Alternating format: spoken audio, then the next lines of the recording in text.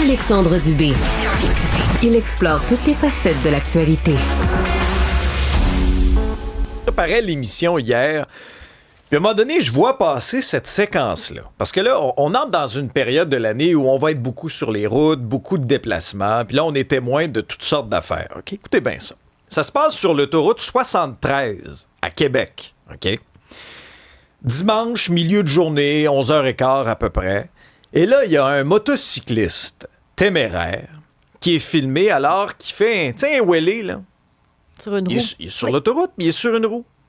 Là, partez les images, vous allez voir, il est sur sa roue arrière, là. Puis là, il roule, lui, là. Il est pas sur un circuit fermé, c'est pas un cascadeur. Il est là, sur l'autoroute, à haute vitesse, sur une roue. Puis là, à un moment donné, le champion, tu sens que, hop là, son bicycle commence à tanguer un peu, il tombe. Puis là, il glisse sur le sol. Puis là, il y a des voitures autour, là. Là, l'individu de 23 ans, dans ce cas-ci, on l'a transporté à l'hôpital. On va le soigner, bien sûr. Ses blessures ne mettent pas sa vie en danger. Là, il y a une enquête policière. Et là, il a reçu 5 constats d'infraction, entre autres pour conduite dangereuse. Sa plaque n'était pas fixée. Son système d'échappement n'était pas conforme. Il n'y avait pas d'assurance. Bref, un champion. OK? Et là, on a suspendu son permis. Imaginez le scénario. D'un, lui, il aurait pu mourir. De deux, il aurait pu provoquer un accident. Carl Nadeau est un pilote automobile, un animateur, un cascadeur que vous connaissez très bien. Bonjour, Carl. Salut, ça va bien? Ça va très bien, merci. Ça a été quoi ta réaction quand tu as vu ça? Bien, tout d'abord, qu'il a été extrêmement chanceux. Avec un incident comme ça, on roulait quand même facilement 140-160 km/h sur une roue. Le fait qu'il tombe puis qu'il réussisse à rouler sans se cogner à la tête, sans se casser de quoi immédiatement, impressionnant. Et le fait qu'il ait réussi à se tasser de la chaussée, ce qu'on le dira jamais assez, les automobilistes sont tellement dans l'une avec le cellulaire, avec tout. Si quelqu'un est, comme on dit, sans connaissance sur la chaussée, il y a des grandes chances de se faire littéralement passer dessus. Donc, on ne lui donnera pas un prix Nobel, mais en même temps, il a été extraordinairement chanceux. Ça va faire l'objet de notre tribune téléphonique aujourd'hui. D'abord, est-ce qu'on est assez sévère avec ces espèces de fous du volant-là sur nos routes? Et je suis curieux de vous entendre si vous avez déjà été témoin d'une situation comme ça. Racontez-nous un peu comment vous l'avez vécu, ce que vous avez pu observer, Isabelle. Au 1-877-827-2346, 1-87 Cube Radio, par texto, par téléphone. Il y a Jess là, qui est là pour vous répondre.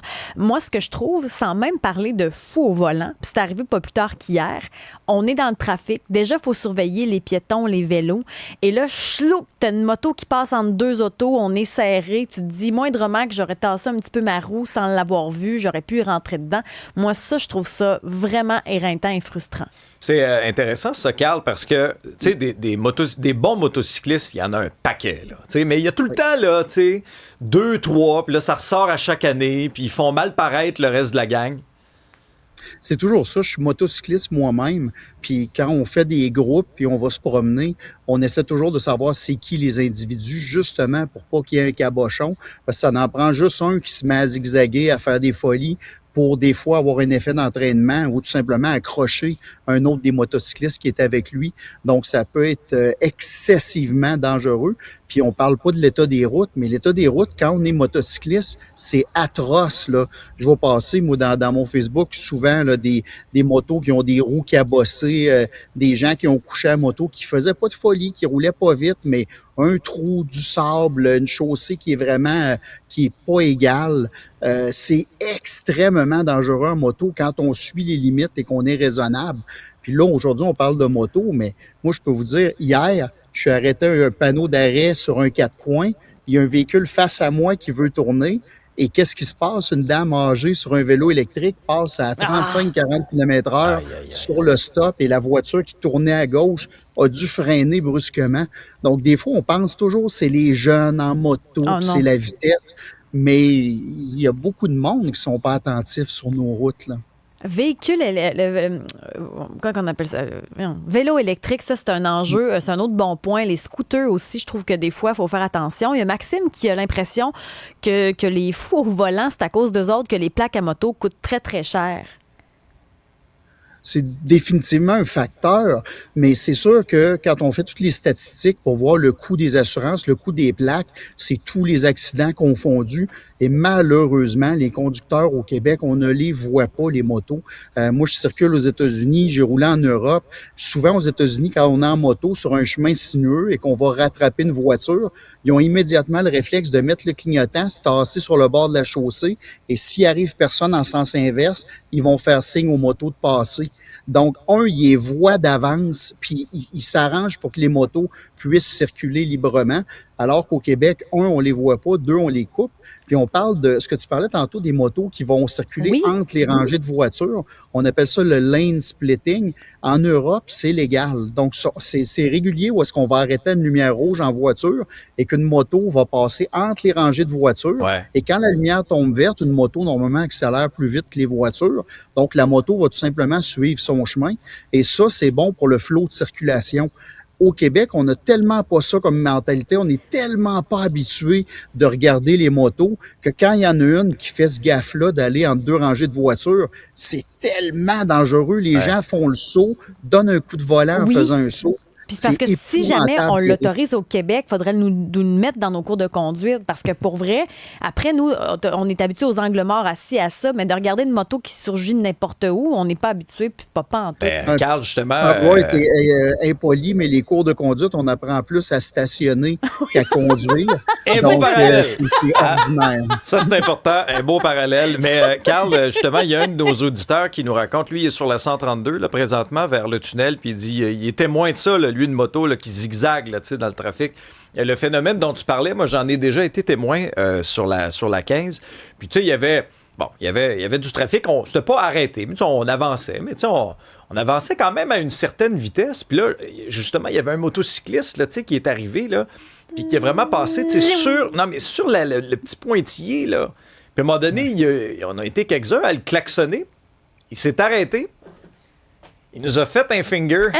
Puis il est reparti. Comme, bon.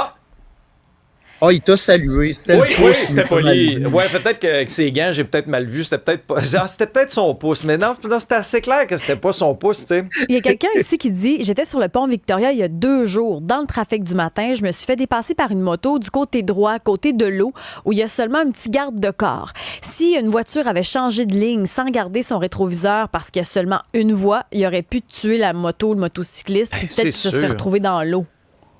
Je peux vous dire, pont Victoria, pont de Québec, là, c'est du grillage. En moto, c'est loin d'être agréable à traverser ces ponts-là. La moto a tendance à louvoyer beaucoup. C'est pas particulièrement agréable. Beaucoup de motocyclistes m'ont dit, t'as juste à rouler plus vite parce que plus tu vas vite, plus tu stabilises ta moto. Moins. Mais personnellement, en circulation, je trouve pas que c'est l'idée du siècle.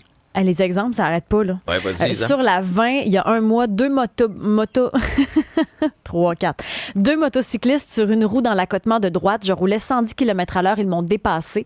3-4 km plus loin, ils roulaient 90 en se secouant les mains, j'imagine, engourdis à cause de leur comportement en tenant le guidon. Les mains engourdies en moto, ça, c'est un peu normal. Là. Quand on circule depuis quelques heures, souvent, il y a de la vibration là, qui se répercute dans les poignets et on vient, dépendamment des types de motos, on vient les mains engourdies un peu. Ça, c'est un phénomène qui est assez normal, que je relierais pas nécessairement à des folies. Mais parlant de folie, il y a un paquet de pistes de course au Québec. Là, c'est pas la bonne semaine pour en parler parce qu'il y a quand même eu 2 incidents récents qui ont été absolument terribles. Mais dans les faits, il y a des endroits pour aller s'amuser. Il y a des endroits pour lâcher son fou, pour rouler vite. Et les gens, c'est de plus en plus connu, c'est sûr. Il y a 20-25 ans, tu n'avais pas Internet. Fait qu'on savait pas que les circuits étaient disponibles. Mais là, aujourd'hui, il y a un paquet d'événements de ce qu'ils appellent des dragues de rue. C'est des accélérations légales en ligne droite à pleine vitesse sur un circuit fermé. C'est la place pour y aller. Puis ce que les gens savent pas, c'est qu'on peut louer les circuits de façon privée avec un groupe d'amis. Fait que quelqu'un qui veut faire justement du wheelie puis s'amuser à lever la roue d'en avant, si tu es une dizaine de motocyclistes qui louent la piste ensemble pour une journée, là, tu peux pratiquer ça, tu peux t'essayer, tu peux regarder, développer ton talent puis faire un peu de cascade, mais autour des voitures. Colin, ça n'a pas de bon sens. Mais tu sais, on a l'impression, Carl, malgré le fait, puis ça a été souligné par nos auditeurs, que les plaques vont coûter plus cher à cause de certains sans-dessin. Après ça, lui, là, regarde, il a reçu 5 constats d'infraction. Son permis est suspendu. Mais des cas comme ça, regarde, on a juste jasé quelques minutes, puis des exemples, on en a plein. Pourquoi le message passe Il y a- pas, Carl? Voyons. Ben, il y en a énormément, mais un petit détail sur le coût des plaques. Il y a aussi le fait que les automobilistes sont aveugles avec les autos, qu'il y a beaucoup d'accidents qui Oh sont oui. causés par des Ah, ben, automobilistes écoute, mais envers ça. des motocyclistes qui étaient Ah, respectueux. T'as tellement raison. Mais là. resserrer règlement, mettre de plus en plus d'amendes, etc., ça a un certain effet, mais regardons la loi sur les grands excès de vitesse. Il y a encore du monde qui roule au-dessus de 160 km/h sur les autoroutes. Fait que, tu sais, à un moment donné, mettre des amendes, il faut juste, je pense, sensibiliser. Il faut plus y aller vers l'éducation, puis montrer aux gens qu'il y a des pistes qui existent encore, puis le gouvernement encourage tellement pas les circuits. On Non. fait tout pour les fermer. Ils se bâtissent des circuits dans le milieu de nulle part. Et là, après ça, il y a des développements immobiliers qui se font. Et La là, passe on plein. essaie de faire fermer les pistes de course en disant c'est bruyant.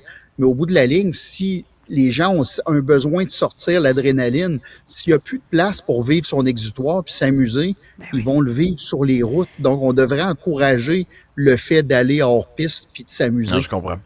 Chauffeur de la STM sur la messagerie, j'étais sur l'autoroute 40 en bus. En autobus. Je voyais dans le miroir une moto, mais elle était loin. Puis quand elle m'a dépassé, le bus a bougé tellement il roulait vite, Le bus au a moins bougé. 200 km à l'heure. Samedi dernier, 2 très jeunes mineurs, environ 13-14 ans, circulaient en motocross sur la rue principale à Saint-Sauveur. Ils faisaient des wheelies, ils se levaient sur la moto. C'était extrêmement dangereux. J'ai avisé la police. Et puis, je pourrais vous en lire de même jusqu'à demain matin, là. Ah, c'est ça. Puis, tu sais, l'objectif, c'était pas de cibler juste les motocyclistes, mais le constat que je fais, on n'a que des exemples impliquant des motos. C'est quand même assez frappant. Gardons ça en tête, Carl Nadeau, pilote automobile, animateur et cascadeur, là, tu sais. C'est la route des vacances dans les prochaines semaines. Puis tu soulignais avec justesse, tu sais, les automobilistes, on a aussi là, une grosse responsabilité. Tu sais, faisons notre angle mort, faisons-le, là. Parce que ça se peut qu'il y a un usager de la route plus vulnérable qui s'en vient. Un gros merci, Carl. Ça fait plaisir. Soyez prudents, tout le monde. Salut!